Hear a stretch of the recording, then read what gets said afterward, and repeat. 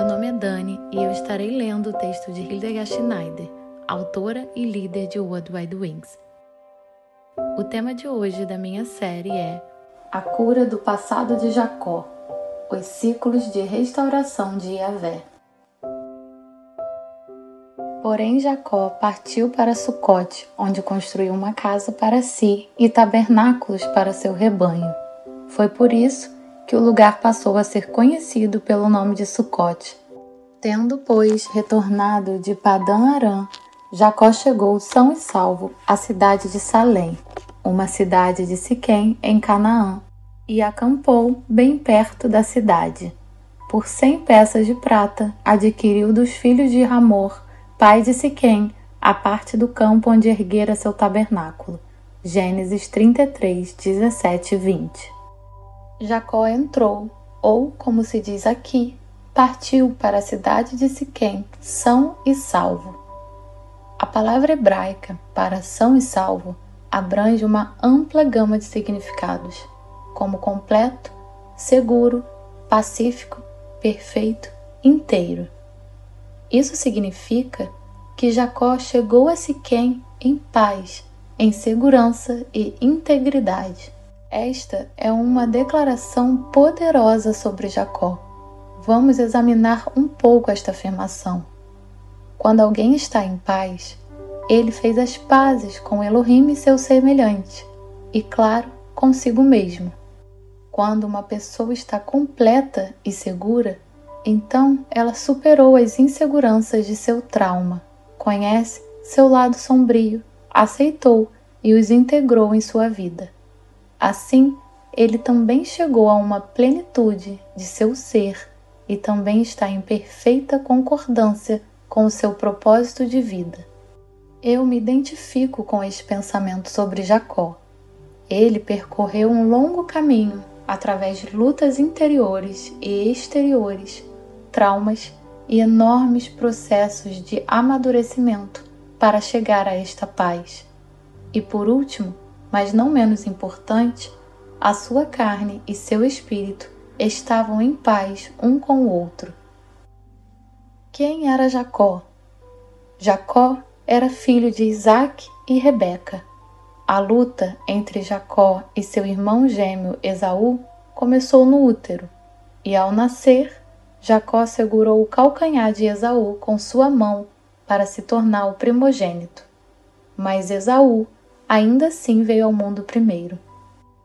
A palavra hebraica para calcanhar é akev, e portanto, Jacó significa calcanhar. Mas o nome também significa que Elohim proteja. A luta entre os irmãos no ventre era tão forte que Rebeca foi perguntar a Yahvé por que os dois filhos estavam lutando em seu ventre. De acordo com o conhecimento moderno de hoje, pode-se dizer com certeza que os dois irmãos sofreram um trauma pré-natal no mais profundo de seu ser, ainda no útero.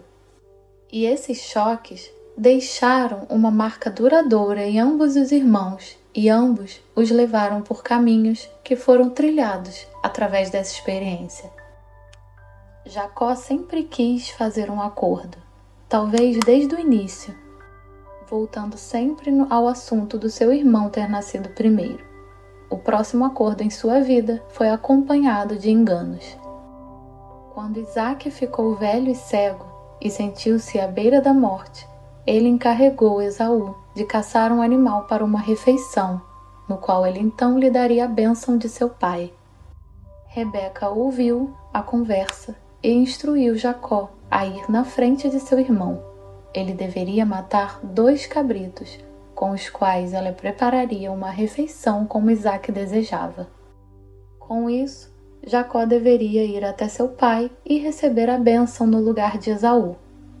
Jacó temia que Isaac descobrisse o engano, já que Esaú era peludo e ele mesmo tinha pele lisa. Mas Rebeca colocou as peles de cabra em suas mãos e pescoço, e Isaac foi enganado. Quando Esaú voltou da caça, ele se deparou com um fato consumado. Isaac havia dado a bênção a Jacó de forma irrevogável. ele fez o seguinte acordo com Iavé. Então, em Betel, Jacó fez o seguinte voto: se Elohim estiver comigo e me guardar no caminho por onde eu andar, cuidar de mim, provendo-me pão para comer e roupas para vestir, se eu voltar são e salvo para a casa de meu pai, então Iavé será meu Elohim. Gênesis 28, 20 e 21. A especialidade de Jacó em fazer acordos continua com Labão. Ele sugeriu a Labão que todos os cordeiros escuros e todas as cabras listradas de branco do rebanho de Labão deveriam ser dele. Labão concordou, mas separou secretamente todos os cabritos de listras brancas e todos os bodes de listras brancas, assim como todos os cordeiros escuros. Em seguida, ele partiu e deixou seus rebanhos aos cuidados de Jacó. Longe de admitir a derrota, a imaginação de Jacó nunca descansou em inventar maneiras para aumentar sua participação nos animais. Então, ele cortou hastes de árvores com casca de cor clara, que ele descascou para que ficassem com listras brancas. Ele então as colocou nos poços de água onde os animais acasalavam. As hastes devem garantir que as fêmeas tenham apenas filhotes listrados. Jacó garantiu que as ovelhas só acasalassem apenas com carneiros listrados ou de cor escura, garantindo assim que os cordeiros recém-nascidos não pertencessem ao rebanho de Labão, mas sim ao dele. E durante o tempo que Jacó estava com Labão, ele prontamente se apaixonou por sua filha mais nova, Raquel, e prometeu servir a Labão por 7 anos para poder se casar com Raquel. Depois desse tempo, Labão contrabandeou sua filha mais velha e menos atraente, Lia, para a cama de Jacó, e Jacó teve que cumprir mais 7 anos para conseguir Raquel como esposa. Ao todo, ele ficou com Labão por 20 anos. Foi essa camada da vida de Jacó, traumatizada pela dor do passado por não ter sido primogênito e tendo adquirido esse direito por engano, que o trouxe, sob a lei da ressonância, para a esfera de Labão, que também fez negócios e trapaceou.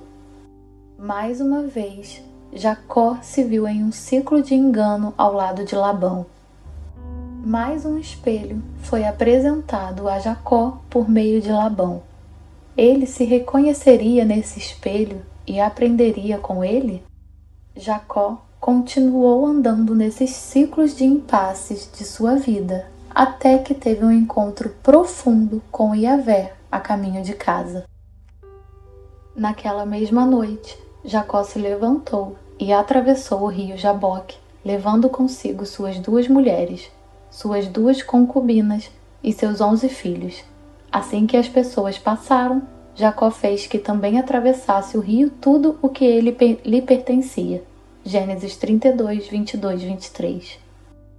Jaboque significa esvaziar, e Jacó ficou para trás, sozinho. Versículo 24. Jacó ficou para trás, sozinho. Então chegou um homem que se pôs a lutar com ele até o raiar da alvorada. Versículo 24. Quando o homem percebeu que não seria possível dominá-lo, tocou na articulação da coxa de Jacó, de forma que lhe deslocou a coxa, enquanto lutavam. Versículo 25. Uma pergunta interessante é por que a articulação do quadril de Jacó foi deslocada. É sabido que sentimentos como medo, tristeza e raiva, culpa, lesões emocionais e traumas afetam o quadril e seus músculos. Se sentimentos fortes não são expressos, mas reprimidos, eles podem ficar alojados no corpo e aumentar o tônus muscular, que tende a ficar contraído e encurtado por altos níveis de tensão. O medo e a tristeza, em particular, se acumulam nele porque ativam o iliopsoas mais por um impulso natural. Você contrai o corpo, se encolhe para se proteger e inconscientemente tensiona mais essa parte do músculo. Isso nos deixa doentes. O iliopsoas é um músculo que conecta a coluna e as pernas e fornece suporte e estabilidade. Mas não é só isso.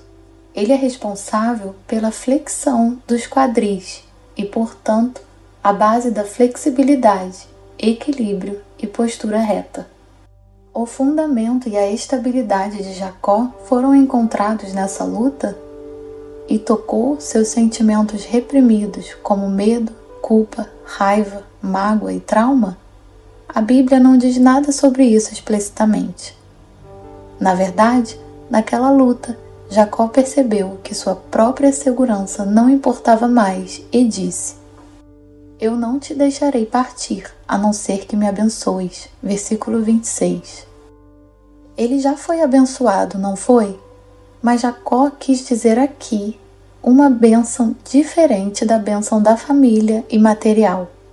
Uma bênção que tocou o medo, a culpa, a raiva, os ferimentos traumáticos, que o libertou deles e trouxe a cura. Não te chamarás mais Jacó, mas sim Israel, porquanto, como príncipe, lutaste com Elohim e com os seres humanos e prevaleceste. Versículo 28. Somente em Jaboque, esvaziado de tudo, com medo de perder sua família e talvez ser morto, Jacó teve que enfrentar seu eu interior e Yahvé. Após uma luta com Yahvé, Jacó recebe um novo nome e, com o novo nome, também uma nova identidade. Israel significa Elohim governa. Israel vem das palavras raízes Sara, lutar, governar e Ele, o poderoso. Finalmente, Jacó percebeu que Yahvé governa em sua vida e, para isso, ele tinha que ser quebrado. Note a mudança em seu coração. Reconheço que não sou digno de toda a bondade e lealdade misericordiosa com que tens tratado o teu servo. Gênesis 32:10. Após esta longa jornada, ele finalmente pôde descobrir seu destino e o seu propósito. Um destino que ele havia carregado dentro de si, desde Yahvé, por muito tempo. Finalmente, ele pôde fluir para o mundo e em seu chamado. Assim, Jacó pôde encontrar seu irmão Esaú de uma maneira diferente e experimentar como o poder de Yahvé trabalhou para ele e através dele. E de agora em diante, um poder muito maior entrou em jogo. Um poder maior do que seu próprio planejamento, pensamento, trapaças e acordos. A semente de seu propósito finalmente pôde brotar através das circunstâncias certas para o seu crescimento. Em sua jornada espiritual de Jacó a Israel, da autodeterminação à submissão, ele aprendeu a confiar em Elohim e esperar pelo seu tempo. E assim aconteceu que Jacó se mudou em paz para a cidade de Sequém. Jacó havia experimentado a restauração. Mais tarde, em Betel, Yahvé repetiu o novo nome Israel para Jacó. Elohim afirmou a Jacó: Eu sou Elohim Todo-Poderoso, sê fecundo e multiplica-te. Uma nação, uma assembleia de nações nascerá de ti, e reis estarão entre os teus incontáveis descendentes. Eu te dou a terra que dei a Abraão e a Isaque. Darei toda esta região a ti e à tua posteridade depois de ti. Gênesis 35, 11 e 12. Sejam todos ricamente abençoados.